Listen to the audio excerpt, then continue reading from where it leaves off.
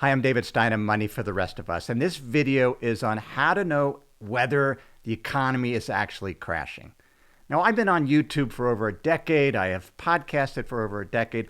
Formerly, I was chief investment strategist at a multi-billion-dollar investment firm.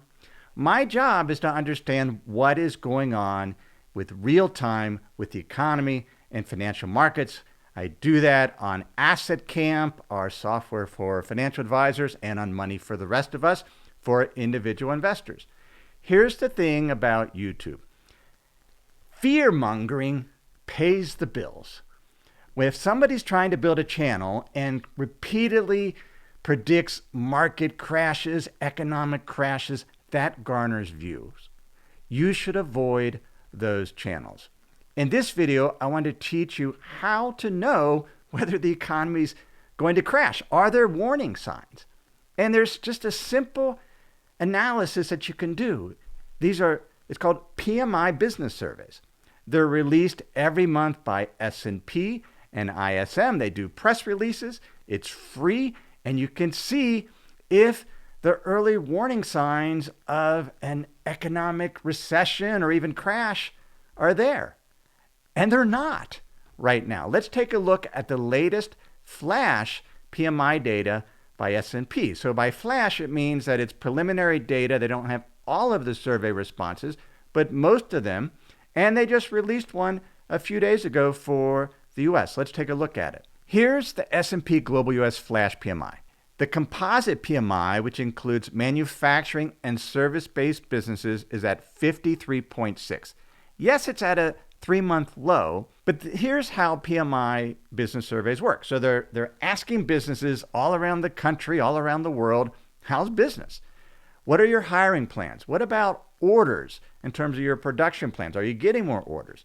What about inventory costs? What are you seeing in inflation? So very comprehensive survey. It's systematic, and then they scale it. So if the number is above 50, that's an expansion territory, and that correlates to an expanding economy.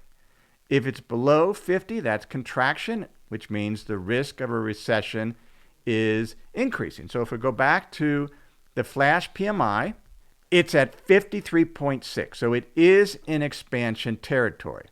Now take a look at the graph, and you can see that when in 2020, when PMI fell below 50, it was down in the 30 during the pandemic shutdown, there was a recession. That's the gray bar. So that's a measure of gross domestic product, or GDP, the value of what is produced. Now there are times when PMI weakens below 50 and a recession never occurred.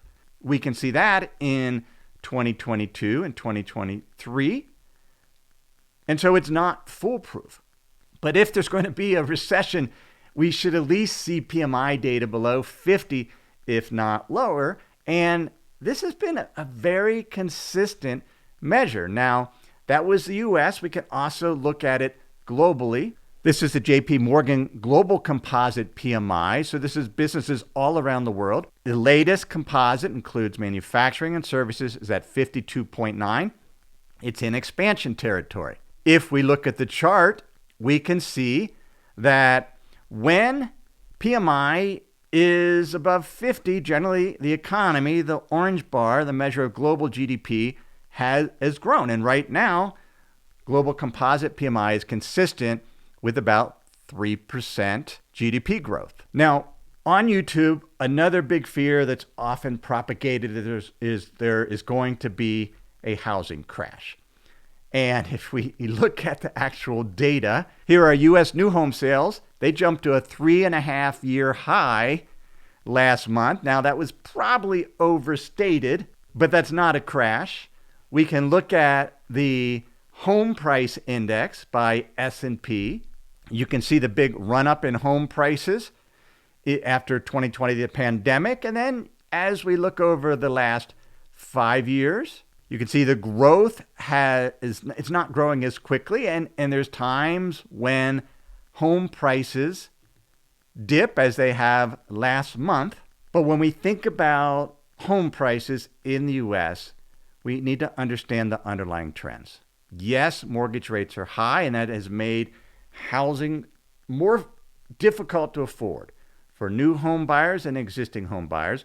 We also have many home buyers, the majority with low interest mortgage. They're locked in. They don't necessarily want to move, so that has reduced the supply.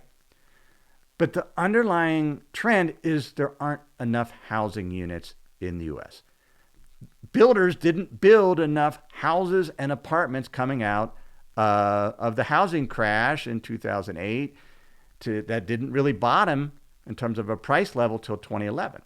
But the economy kept growing. And so because of that, there is a shortage of houses. And so don't believe people that insist there's going to be a housing crash.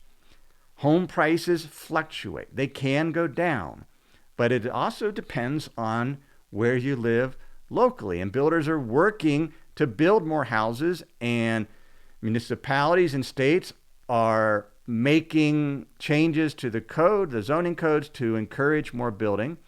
And so hopefully home prices won't continue to rise as fast as they have been. And so here at Money for the Rest of Us, we want to focus on what is happening now. What's in the data rather than fear-mongering. What are you seeing in your local community? Do you really feel that a recession is imminent, or the housing market is crashing? Let us know in the comments.